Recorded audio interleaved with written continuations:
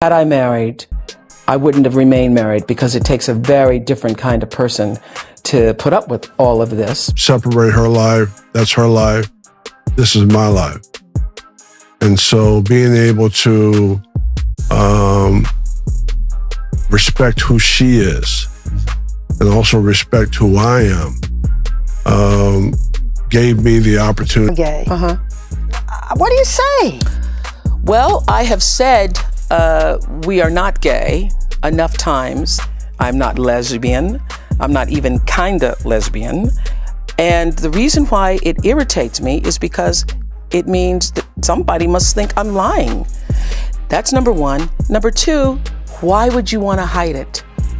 That is not the way I run my life. I think our friendship has worked is because Gayle is happier, not happy, but happier for me, for any kind of success or victory or challenge I get through than I am for myself. And I feel as happy as she does. I can't be happier than she cannot, you know. Can't surpass Gayle. Cannot surpass You can't Gayle. out-happy me, Melinda. Where you realize that the Oprah Winfrey show is not the most important thing in your life. Right. And so what is, honey, do you think? And I also realized that you're the star and that, you know, this is your life and this is what you do, and I support you in that. I thank you and for I that. think that's the most important. We were gay, or Yes. that we were, but and listen, we were up against that for forever. No, and people still make say, and I used to say to Oprah, you got to do a show on this because it's hard enough for me to get a date on Saturday night with people thinking we're gay. Yeah. Because Had I married, I wouldn't have remained married because it takes a very different kind of person to put up with all of this. And the reason why this relationship has worked as well as it has is because we each got to define ourselves in it and not in a traditional form. There's nothing about it that's traditional. There's nothing about it that's traditional.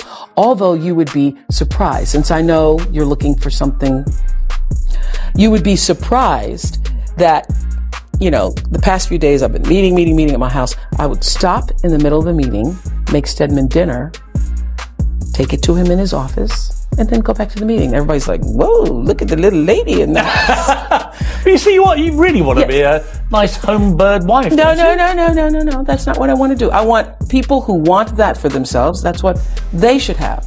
But I want to make you a meal when I want to make you a meal. I don't want it to be my responsibility to make. It's an English muffin.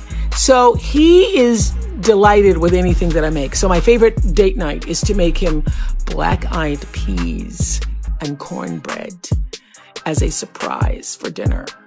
And then, honey, hush. That's all you need. Little black-eyed peas, cornbread. That's it. Perfect date night. Me cooking, and then... So again, I was able to separate her life, that's her life, this is my life. And so being able to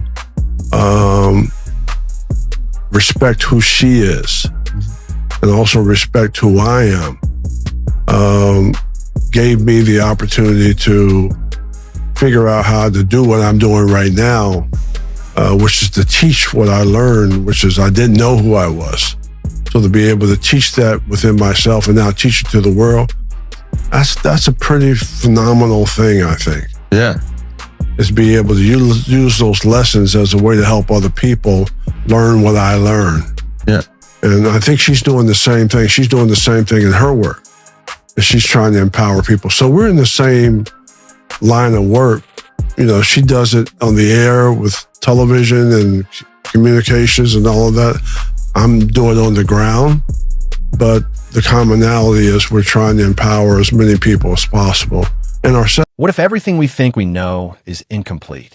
For decades, one of the most powerful women in media has carefully curated a life that feels both completely open and strangely untouchable at the same time.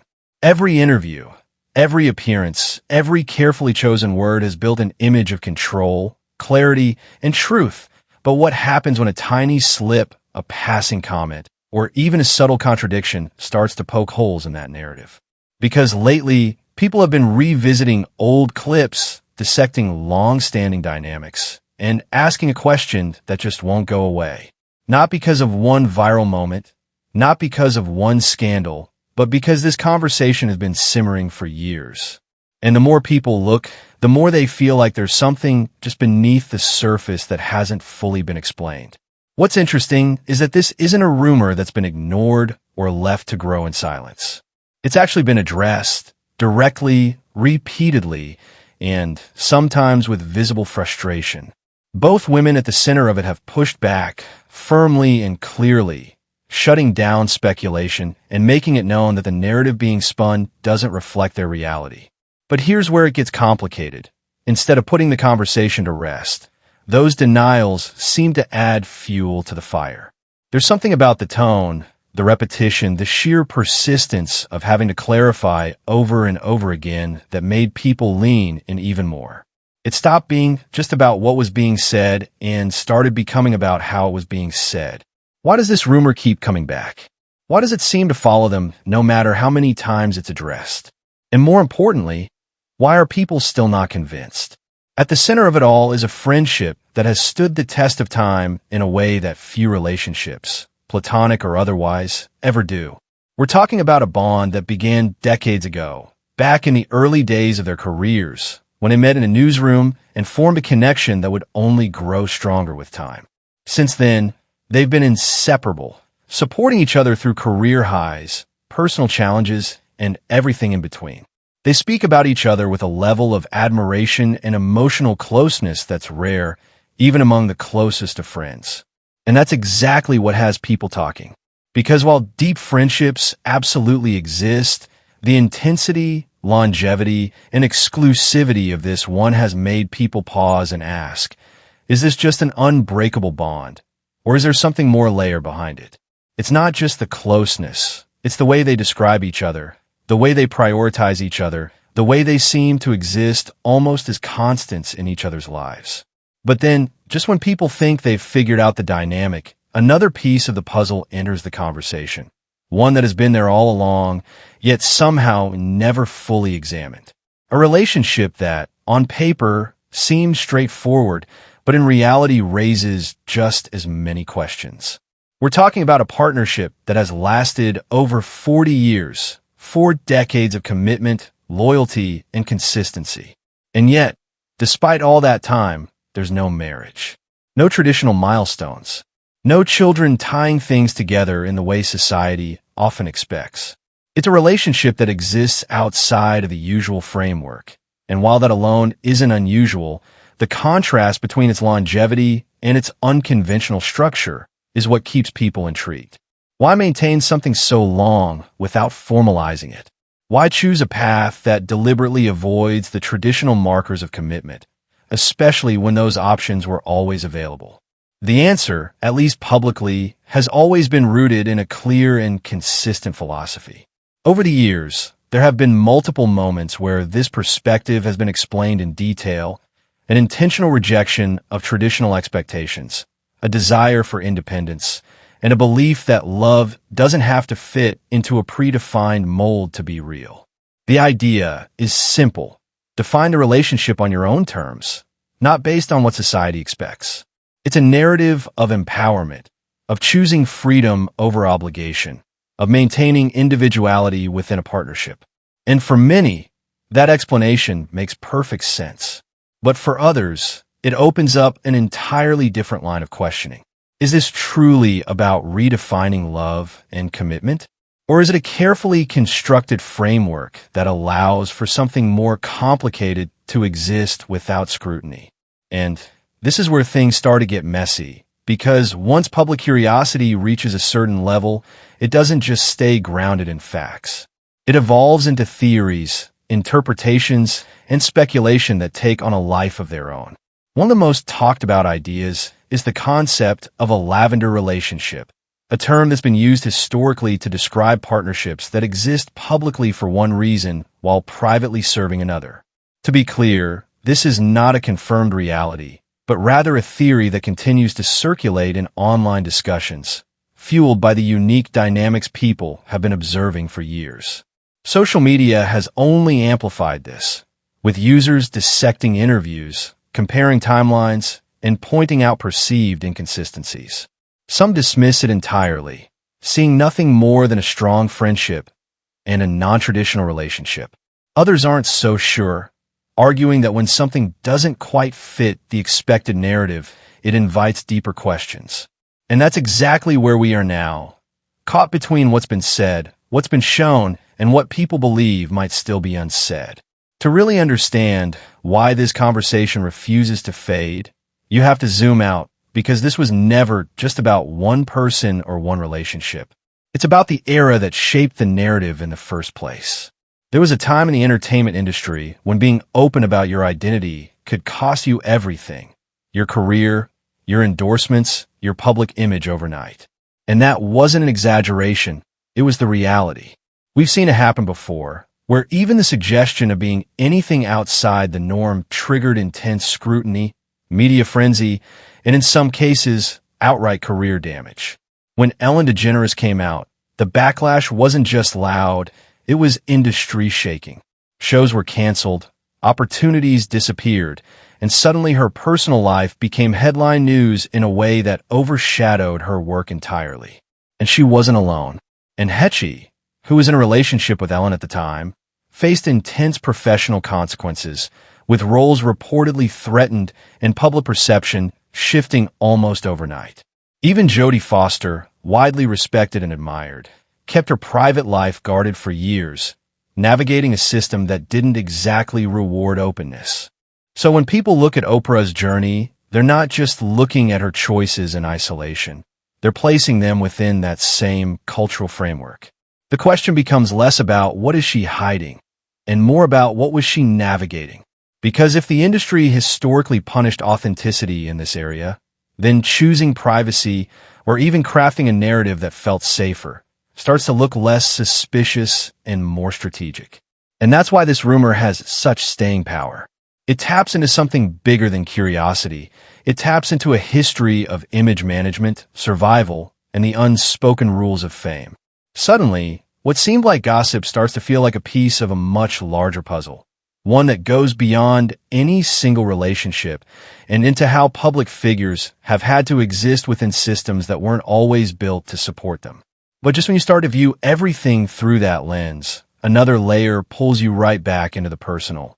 And that's where Gayle comes in. Because if there's one person who has consistently been positioned as the closest voice to Oprah, it's her. Not just a best friend, not just a confidant, but someone who has openly said she's one of the few people willing to challenge Oprah, to disagree with her, to say the uncomfortable thing when no one else will. That dynamic alone adds weight to everything she says, even when it's framed as a joke or a passing comment. And over the years, there have been moments, little remarks, playful hypotheticals, offhand statements that made people pause. Not because they confirmed anything outright, but because they felt oddly specific.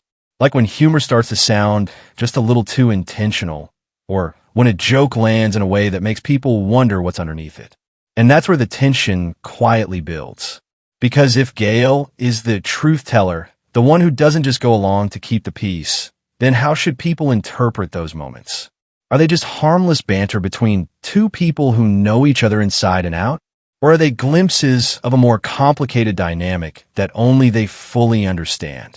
It's subtle, it's nuanced, and it never crosses the line into confirmation. But it's enough to keep the conversation alive. Enough to make people rewind clips, replay interviews, and read between lines that may or may not even be there. Then there's the piece of the story that feels the most grounded and yet somehow the most puzzling at the same time. The relationship that has existed in plain sight for decades. On the surface, it checks all the boxes of stability, longevity, mutual respect, consistency. But when you listen closely to how it's described, especially in interviews, the tone shifts in a way that people can't quite ignore. When Stedman Graham speaks about the relationship, it often centers on individuality, personal growth, and mutual support. It's thoughtful, it's mature, but to some listeners, it sounds more like a partnership built on philosophy than one driven by traditional romance. There's an emphasis on separate lives, on defining oneself outside of the relationship, on maintaining distance in a way that feels intentional. At the same time, there are moments from Oprah that seem to pull in the opposite direction. Stories of cooking meals, small acts of affection, glimpses of intimacy that suggest a very real and grounded connection. She talks about choosing when to show up in that role, about expressing love on her own terms, about creating moments that feel meaningful without being obligated. And that contrast is where the confusion deepens. Because on one hand, you have a relationship that rejects traditional labels and expectations. On the other, you have behaviors that align with those very traditions, just presented in a different way. It's not a contradiction that cancels itself out. It's one that coexists, and that coexistence is exactly what keeps people debating. And maybe that's the point where everything stops being about finding a clear answer and starts being about sitting in the uncertainty. Because no matter how many interviews are revisited, no matter how many statements are analyzed, there's always going to be another angle, another interpretation, another what if that keeps the story open-ended. Is this simply a case of a deeply private person protecting the parts of her life that matter most? Is it an example of redefining relationships in a way that challenges outdated norms? Or is there a layer to this story that the public has only ever seen glimpses of, never the full picture? At the end of the day, the facts remain the same, but the meaning behind them is where everything shifts. And that leaves us right back where we started, with a narrative that feels both complete and unfinished at the same time. So the real question isn't just what's been said or what's been shown. It's what do you believe is actually going on behind it all?